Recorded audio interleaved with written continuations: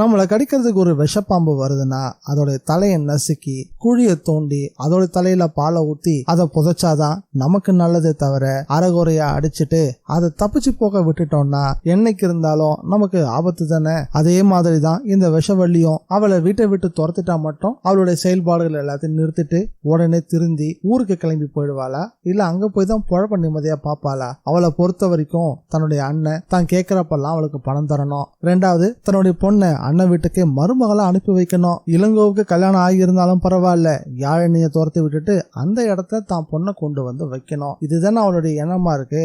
அப்படி இருக்கும்போது அவ சும்மா இருப்பா அப்படின்னு எப்படி இனியா நம்பினாங்க அப்படின்றதான் மிகப்பெரிய ஆச்சரிய கேள்வியா இருக்கு. என்னை பொறுத்த வரைக்கும் விஷப்பாம்பு சிவத்தோட பணத்தை விஷவள்ளி எடுத்துக்கிட்டான்னு சொல்லி அவளை வெளியே அனுப்புறத விட யாழினி வயிற்றுல வளர்ந்துட்டு இருக்க குழந்தைய அடிக்கிறதுக்கு அவன் முயற்சி பண்ணான்ற உண்மையை சொல்லியே விஷப்பாம்பு சிவத்தை விட்டு விஷவள்ளிய வீட்டை விட்டு வெளியே அனுப்பி இருந்திருக்கணும். அப்பதான் விஷப்பாம்பு சிவம் விஷவள்ளிக்கு சரியான ஒரு பதிலடியை கொடுத்திருப்பாரு. அது மட்டும் இல்ல, உண்மையை மட்டும் இனியா சொல்லியிருந்தாங்கன்னா யாழினி பக்கம் விஷவள்ளியால தலை வச்சு கூட படுக்க முடியாத அளவுக்கு யாழினிய சுத்தி ஒரு பாதுகாப்பு வளையத்தை நிச்சயம் விஷப்பாம்பு சிவம் ஏற்படுத்தி இருந்திருப்பாரு. அவரை பொறுத்த வரைக்கும் தனக்கு பேரனோ பேத்தியோ கண்டிப்பா வேணும் அப்படின்னு ரொம்பவே மனுஷன் ஆர்வமா இருக்காரு. நிச்சயம் விஷவள்ளி என்னெல்லாம் பண்ணுவா, அந்த மாயா என்னெல்லாம் பண்ணுவா, ஒருவேளை விஷவள்ளியும் மாயாவும் கூட்டணி சேர்ந்தா என்ன பண்றது அப்படின்னு இனியாவுக்கு தெரியாத சில விஷயத்துல கூட விஷப்பாம்பு சிவம் பலமா யோசிச்சு யாழினிய பாதுகாப்பு பண்ணிருந்திருப்பாரு. நம்ம ஹீரோயின் இனியா கௌரியமாகட்டு உண்மையை சொன்னாங்க, ஆனா விஷப்பாம்பு சிவத்துக்கிட்ட சொல்லல.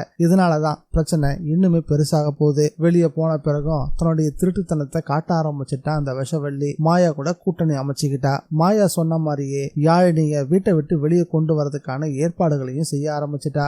யாழினிய வீட்டை விட்டு வெளியே வர வைக்கணும் அப்படின்னா அதுக்கு சரியான ஒரு காரணம் வேணும். அந்த காரணம் யாழினோட அப்பா திருவாசகமா இருந்தா முன்பின் யோசிக்காம உடனே செயல்பட்டுருவா. தன்னுடைய சூழ்நிலை என்ன, தான் வெளியே போலாமா, யார்கிட்டயாவது கேட்டுட்டு செய்யலாமா அப்படின்லாம் இல்லாம யாழினி நிச்சயம் முடிவெடுப்பா அப்படின்னு விஷவள்ளிக்கு நல்லாவே தெரியும். அதனால மாயாவுக்கு ஒருவேளை அப்படிப்பட்ட ரூட்டை போட்டு கொடுத்தது விஷவள்ளியா இருப்பாளோ அப்படின்ற சந்தேகமும் இருக்கு. மாயாவும் விஷவள்ளியும் திட்டம் போட்ட மாதிரியே திருவாசகத்தோட போனை ஒரு ரவுடி மூலியமா எடுத்து அதுல இருந்து இளங்கோவுக்கு போன் பண்ணி, இந்த போனை வச்சிருக்கவரு ரோட்ல மயங்கி விழுந்துட்டாரு, நீங்க உடனே வாங்க அப்படின்னு இளங்கோவுக்கு தகவல் சொல்லவும் இளங்கோ விழுந்து அடிச்சுக்கிட்டு ஹாஸ்பிட்டல் ஓடினாரு. போன் பண்ண ரவுடி எந்த ஹாஸ்பிட்டலோட பேரை சொன்னானோ அங்க போய் பார்த்தா திருவாசகன்ற பேர்ல யாரும் அட்மிட்டே ஆகல. திருவாசத்துக்கு அடிபட்டிருக்குன்னு தெரிஞ்சதும் மாமாவுக்கு அடிபட்டிருக்கு, அவரை ஹாஸ்பிட்டல்ல சேர்த்திருக்காங்க, நான் அவரை தான் பார்க்க போறேன் அப்படின்னு தகவலை முன்பின் யோசிக்காம யாழினிக்கு இளங்கோ போன் பண்ணி சொல்லியிருந்திருக்கணும். அதனாலதான் பதறி போன அவங்க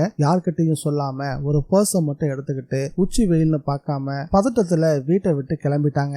யாழினி எப்படி இருந்தாலும் வெளியே வருவா அப்படின்னு காத்துக்கிட்டு இருந்த ரவுடிகளும் அவனுங்க வந்த ஆட்டோவிலேயே யாழினிய கடத்திட்டும் போயிட்டானுங்க.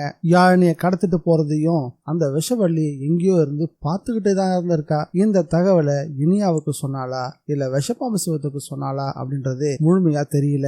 ஆனா மறுபடியும் இந்த வீட்டுக்குள்ள நுழையிறதுக்கான ஏற்பாடுகளை மட்டும் பண்ணிட்டான்றது தெல்ல தெளிவா தெரியுது. இந்த வீடியோ பிடிச்சிருந்தா லைக் பண்ணுங்க, ஷேர் பண்ணுங்க. மீண்டும் அடுத்த வீடியோல சந்திக்கலாம். Bye guys.